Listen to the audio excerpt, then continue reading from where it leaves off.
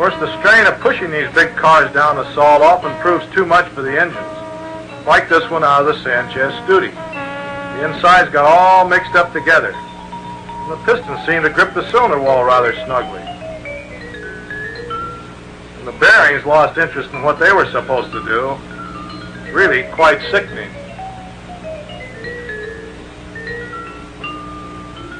Dean Moon put his unblown Chrysler in the Hot Rod Magazine Plymouth call Suddenly, and it turned 183 miles an hour, outstanding for the year 1957. One of the most beautiful roadsters to run at Bonneville was Don Rackman's award winner. They were voted Outstanding Car and Crew in 1956. But the class that really got the hot rodder his first worldwide recognition was the Streamliner. By the second meet, two cars had broken through the 200-mile-an-hour barrier, and hot rodding was really on its way.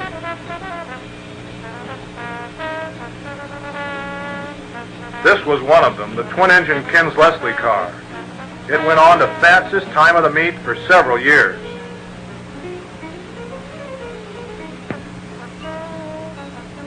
Howard Johansson came up with a unique design for Bonneville with his twin-tank Streamliner.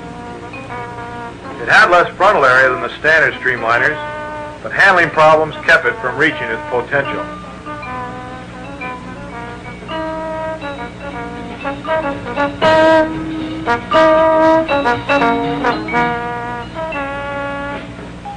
The Hill Davis CT Special was destined for a special place in the hot rod story. This car became the first hot rod to hold a world speed record.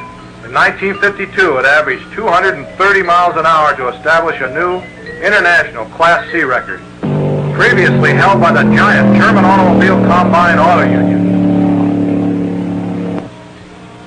This was one of the largest Streamliners ever to run at a Bonneville meet. Designed after Cobb's car, an accident damaged it and it never ran again.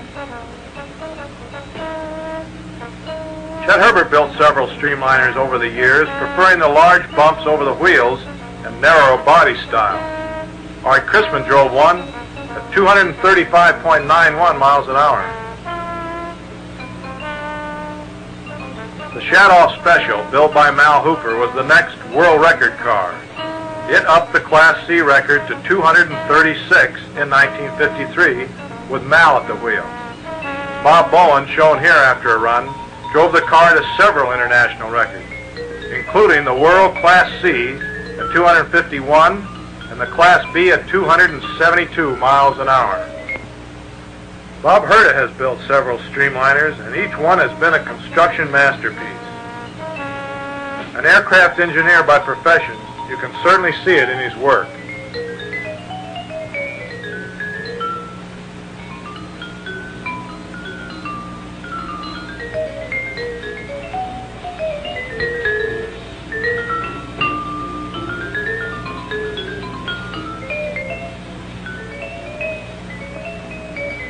In 1955, Bill Kins was back.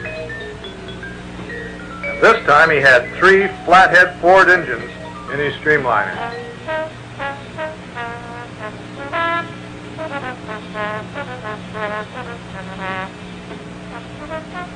That meant 12 carburetors. And when they had to change jets, man, it was an all-day job.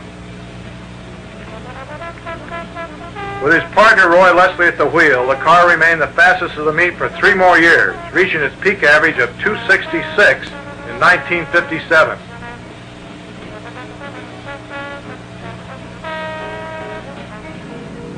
With a one-way top of 270 miles an hour. In 1958, Mickey Thompson stopped by on his way to the Nationals with a new twin-engine Streamliner. And when he got the record at 266.866, Mickey was on his way, turning 330 in 1959. The motorcycle riders had to stretch out to streamline, which resulted in a thrilling ride, but a stiff neck. But Bonneville being Bonneville, the bike guys got the streamlining bug too, and began enclosing their machines with a body shell. This one covers a standard motorcycle, and the rider can support it in the normal way by sticking his legs out through the holes in the body. But Bonneville being Bonneville, naturally somebody had to get a little wilder, There was no provision for the rider to hold this one up, and although this design proved very efficient at high speed, its low-speed stability was poor. Then there's the fall-down push start. It works a little better. This bike with a 90-inch Harley Davidson turned 224 miles an hour. With some refinement, this Triumph was back again, and this time they had a more efficient way to push.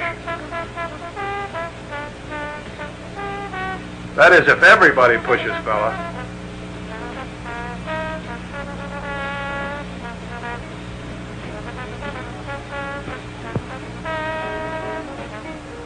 Streamline two-wheeler with 40 cubic inches turned a remarkable 214 miles an hour.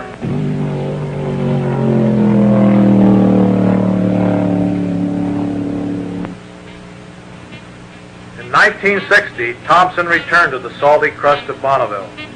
His car was aptly named Challenger 1, for this was the first hot rod to really have a chance to answer that challenge we first saw on the sign in 1949. Mickey was loaded for bear. The car was powered by 4 supercharged Pontiacs. It had turned 354 in an early trial run, which made Mick not only the fastest hot rodder, but the fastest American. But the challenge was 403 miles an hour, and that was the goal he had set for himself. I haven't the slightest idea how it must feel to know that soon, if everything goes all right, you may be crossing the surface of the earth at 7 miles a minute. But destiny apparently picked the right man. Mickey is perfectly calm as he settles back in his cramped cockpit.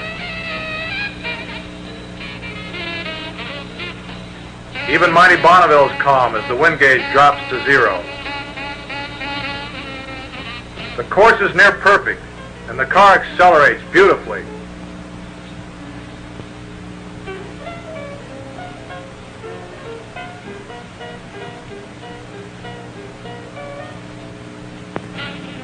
The car flashes through the timing lights.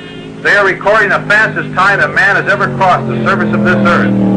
In just over 10 years since the first hot rod ran at Bonneville, the challenge had been answered. Mickey Thompson had gone 406.60 miles an hour, and somebody remembered to change that sign.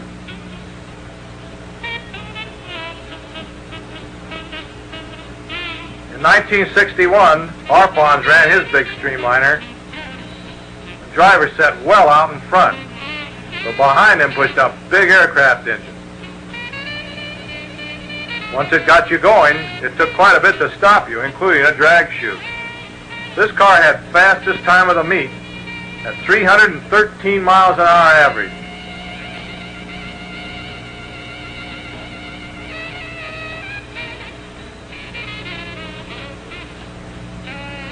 The Summer brothers were back, this time with a Streamliner of their own, and it was a beauty.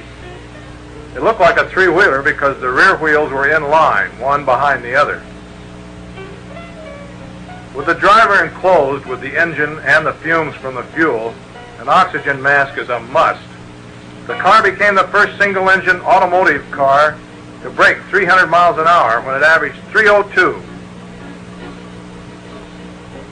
And there were smaller Streamliners. Ever since Thompson exceeded Cobb's speed, there have been persistent rumors that the British had been secretly building a car in New Zealand to retake the record. We were very excited when we heard it had just arrived. Beautiful. Looks like they drove it all the way, right across the bottom of the ocean. Unfortunately, we couldn't let it run. It had right-hand drive. Then it's 1963, and once again they are gathered way out on the salt